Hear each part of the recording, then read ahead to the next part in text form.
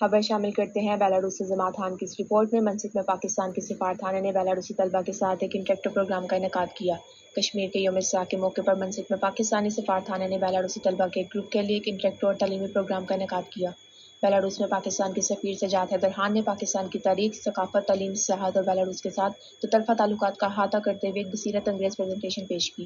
Presentation میں تنازع کشمیر پر بھی روشنی ڈالی گئی، جس میں تاریخی تناظر، قانونی حیثیت اور غیر قانونی طور پر مقبوضہ ہندوستانی جموں کشمیر کے موجودہ صورتحال پر روشنی ڈالی گئی۔ جموں کشمیر کی صورتحال کی عکاسی کرنے والی تصویریں نمائش بھی اس تقریب کا حصہ تھیں۔ پریزنٹیشن کے بعد سفیر نے طلبہ کو ایک انٹریکٹو سوال و جواب کے سیشن میں شامل کیا، ان کے سوالات کو حل کیا اور مسائل کے بارے میں گہری بصیرت فراہم کی۔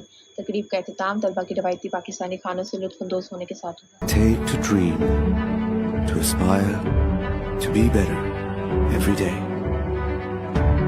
It takes vision to pave the way for a better future.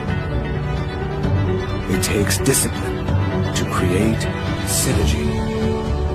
And it takes courage to step into the light. To be